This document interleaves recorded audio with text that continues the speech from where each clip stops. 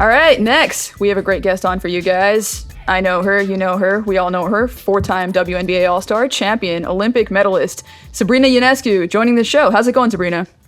I am great. How are you? I'm good. Very happy to be having you join the show. Before we begin, I have to pander for a second, but I promise you it is completely honest. All right. If you're listening and not watching, I'm holding up the Sabrina 2s. This is my favorite basketball shoe ever. When I was growing up playing basketball, I'm a point guard, you're a point guard, you're a guard, really. You don't really have a defined position. I have wide feet. It was either like clunky shoes or like really, and I can't run around, or tight shoes. And like, I'm just like uncomfortable all the time. These came along, honestly, game changer. Like, just personally appreciate you. And I've always wanted to ask you, did you have the same predicament when you were, before you had your own signature shoe? I mean, I'm really like sensitive and meticulous about my footwear from a really young age. I've always been like locked in on footwear. Mm-hmm. So once I got my signature shoe, I was like, oh, this is something that I'm really invested in, because I'm going to make sure it's like the best shoe I could possibly kind of work with Nike on. So I'm glad to hear that they work for you. They work great. So it's like it's like you're like getting a mouth guard x-ray, basically. Like, yes. We are going to make this fit the pads of my feet. Right. Yes, I love that. Thank you. Yeah, no, honestly, my favorite hooping shoe. I understand why like players are wearing them all the time too. Like, they're great. Anyway, I promise anybody listening that was like not part of the plug. I'll let you do your plug now, actually. So tell me a little bit about Abbott Dream Team and your partnership with them at Real Madrid.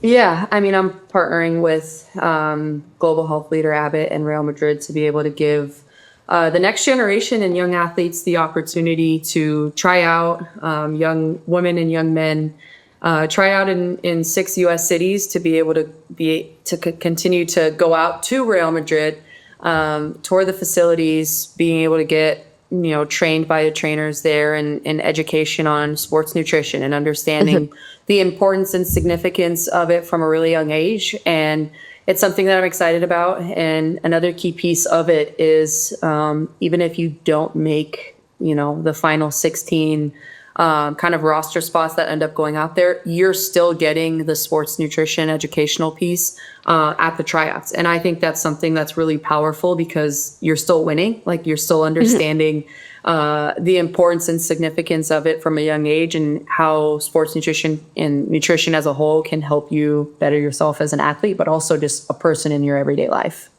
Yeah, absolutely. This is Chicago, DC, Houston, LA, Kansas City, and Miami. And anybody who's a young athlete should absolutely be taking this opportunity. When was this something you became so passionate about? I love soccer. And that's something that I played from when I was, young, growing up in the Bay Area. Now I'm an investor in Bay FC, just being from the Bay Area, and, understanding the importance of continuing to invest in women's sports. And so being able to partner with Abbott and kind of tying in nutrition and knowing how that can impact the next generation is something that's really, really important to me. Yeah, that's absolutely. Have you been spending most of your summer in the Bay Area? Yeah, kind of all over, California, New York. I was out in Unrivaled, and so was out in Miami for a little bit as well. So kind of all over. Mm-hmm. I saw that on Instagram. You posted working in a gym with Steph Curry and Carl Bergstrom, his director of performance. I was wondering what that's been like and what you've been working on. Yeah, well, I work with Carl for the last 2 years, so he's kind of been my trainer. And so, obviously NBA All-Star Weekend is kind of both of our worlds collide in terms of where we're both at the same spot. So it's been fun, obviously, being able to just kind of pick his brain on things and share the court with him while also working on my game. I was like, just looking Carl up a little bit, it seems like the way that he approaches training is very holistic. Like, there's a lot of different elements that go into it beyond just, the basketball. I'm curious what you've learned from him. Yeah, well, it's kind of funny because he obviously preaches a lot about nutrition, and thinking that's a way that I can better, my game as well. And that's something that he's kind of preached to me since we started working together 2 years ago, is just understanding the importance of it, how you can fuel your body, and understanding it's part of being a professional athlete and how you can grow your game. And so, he's the best. We've been working together for a few years now, and he's helped me become the player that I am, for sure. That's amazing. That's amazing. What have you been working on this off season? Everything. I feel like every off season, I'm just trying to continue to work on my game, become, better in categories that I feel like I can continue to improve on. And so been working on just my shot, my ability to finish around the rim, continuing to just get better in kind of all categories. So that when the season starts, I just feel like I've refined a little bit of everything. Yeah. Last year, it seemed like you really honed in on your floater game. So is it more so this season? It is actually just like more so all rounded, or is there something like in particular that you're working on? I'd say well rounded for sure. I think also just like my conditioning and strength, and being able to have had a long off season to work on like that part of the game, is being like in the best shape of my life while also just being strong and resilient, and then adding on basketball on top of that just kind of, makes the whole package. Yeah, for sure. All right. So I have to ask you about your game winner in game 3 of the finals 2 years ago. An absolutely iconic moment. One thing that really stood out to me is I've heard you talk about it before, where you've said, I think this was on Sue Bird's podcast, that you were grateful to actually have missed the initial shot because it gave you time to actually figure out what you need to be doing to kind of make the next shot. And I'm just curious, like, if you can take me into your head in that moment, like, what are you thinking about? What are you thinking in terms of like, this is what I need to adjust, and how do I do that?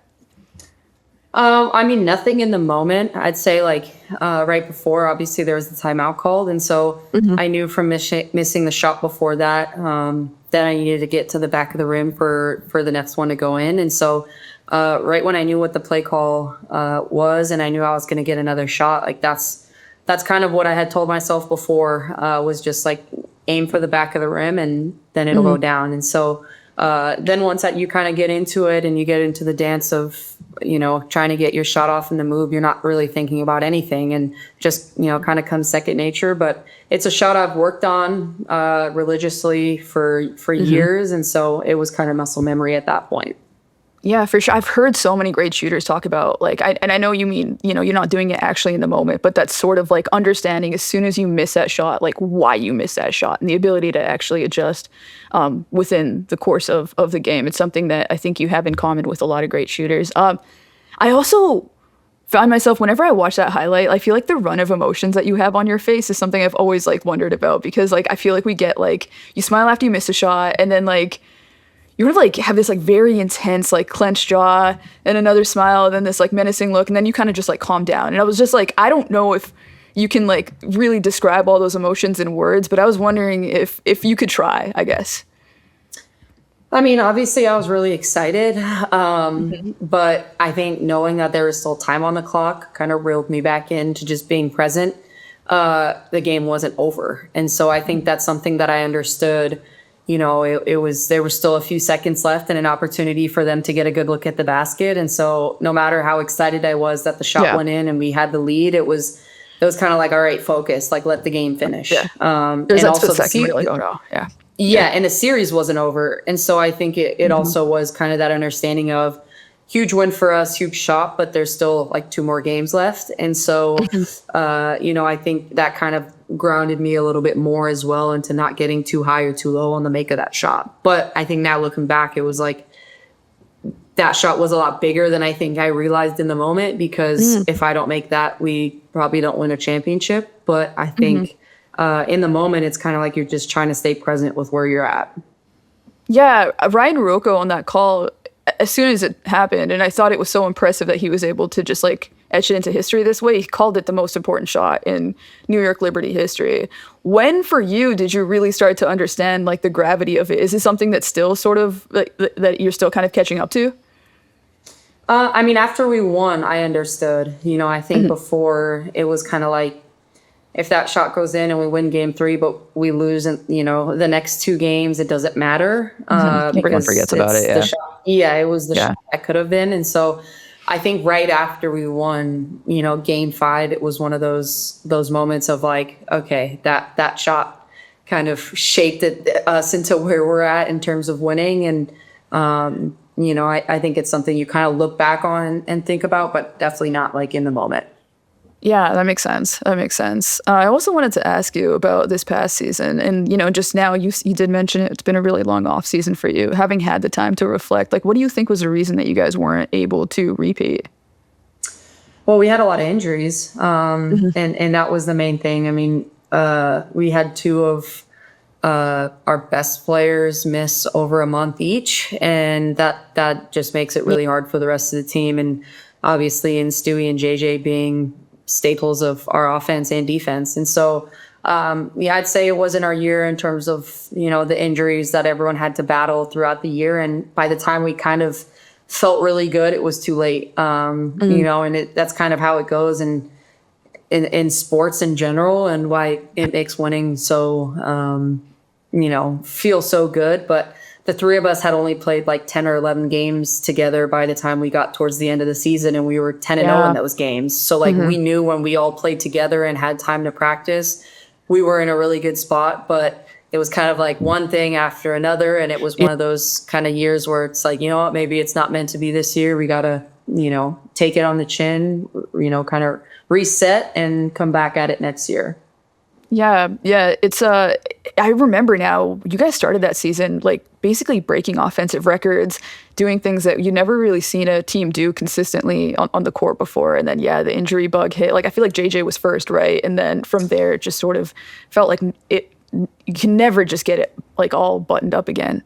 JJ was out for a while, and then Stewie was out for a while. So it was kind of just like always flip-flopping between people, but it's part of sport and something we all understood. It was like out of our control. And so I'd say that was something I was proud of. Like we all stayed kind of together and really close on it. Yeah. I guess like with that in mind, with so much of what happened being out of your control, like were you surprised when Sandy Brondello was let go? I mean, it's not really, something that is my decision. I think I trust in our owners and GM to make the best decision for our organization. And so, I trusted them in kind of thinking it was time for a new face to kind of lead this organization. And obviously really excited with our new hire and kind of opportunity to turn the page and start something new. Obviously having a new offense and defense and just a new way we're going to go about things, and I think our fans are going to love it as well. Yeah. What has Chris DeMarco talked to you about, like how he wants to play, and how obviously he wants to play?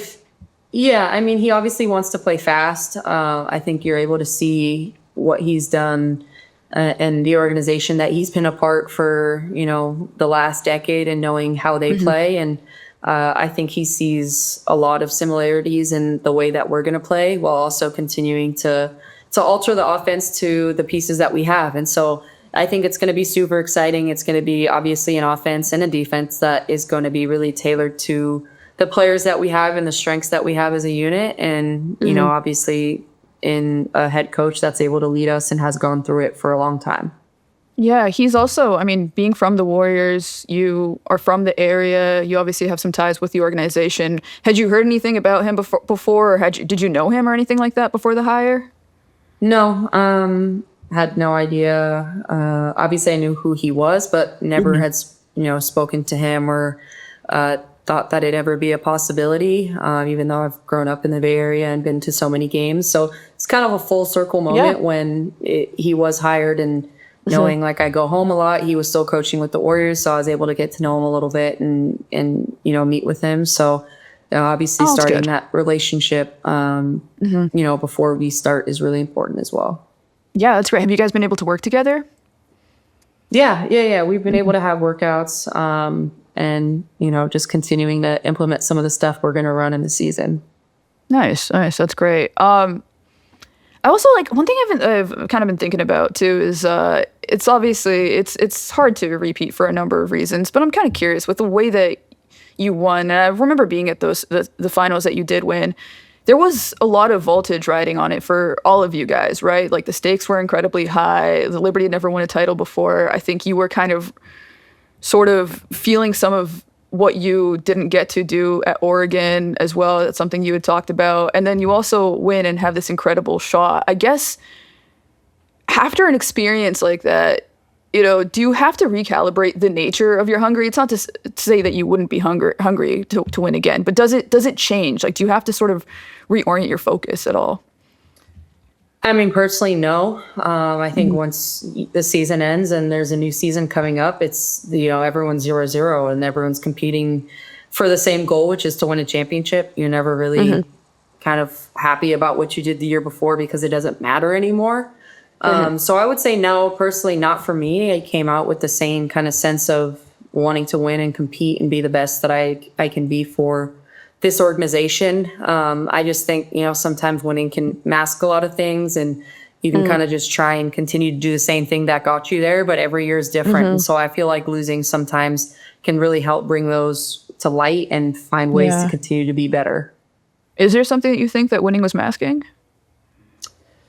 No, I mean, I think it really, what it could mask is change. And I think in terms of like offense, defense, how you go about preparing, once you win, you think, oh, you just do the same thing that you did the year before and the same scout the way you did before. And I think when you lose, it's like, oh, we could have paid more attention to this, or we could have changed the way we guarded this action. And so I think that's something that kind of really helps and, puts into the forefront of the next year is kind of trying to continue to grow, the IQ piece and continuing to find ways, especially when you're going through injury. Like, we had never dealt with that as a group before. And there were so many people out, and I think we could have done a better job of how can we really pour into the players that are playing right now and not waiting for our key players to come back. Yeah, that's a difficult balance, right? Because you want to be able to plug and play, and you want to be able to plan for when you're going to have the full assortment there. But you're right, like, you do kind of have to just be present and in the moment sometimes as well, and just work with what you have. And I don't know if anybody knows the answer to what you should do there, but losing will make you reflective, to your point, right? Whereas winning, you don't really. Maybe you should reflect on winning as well, because ball bounces a different way. Maybe you don't win, right? But it doesn't always go that way. So that makes a ton of sense. You've also dealt with your injuries as well. Were you kind of able to be a shoulder for the players? Were you able to sort of lend your perspective on the difficulties of going through things like that? I mean, both of them had gone through a lot of injuries. So I think and they're obviously a lot older than me. So I think it's something that they both handled really well. And one of those things where we all knew it's not in your control. That's just one of the things that kind of comes with the sport. But I think as being one of the players that was playing a lot through that course of players coming in and out, I think it just helped kind of my leadership and understanding you got to pour into the bench and the role players and knowing that they have to take a more elevated role in order for us to win. And I think that really helped me be able to grow on that side of my game. Yeah, that makes a ton of sense, right? Like, you kind of have to empower them in that moment to say, okay, like, you can go be this player now. All right. Thank you so much for lending some insights and just taking the time to talk to us today. Before I let you go, do you want to just plug one more time the Abbott Dream Team and where people can try out? Yeah, well, I think, obviously you can go to abbottdreamteam.com to find out more about the tryouts and what's going to take place at the tryouts and what it entails. But I think continuing to just understand the importance and significance of nutrition and how everyone has the opportunity to learn and be better coming out of it. Yeah, absolutely. And I think that kind of just dovetails with, we are seeing so much more research into this space of young women dealing with injuries and whatnot. So, I'm glad that, you're working with an organization that's also contributing to the parts of it that players can do something about as well, and just educating them. So that's great. Sabrina, thank you so much for your time. And, we hope to see you on the court soon. Yes, thank you.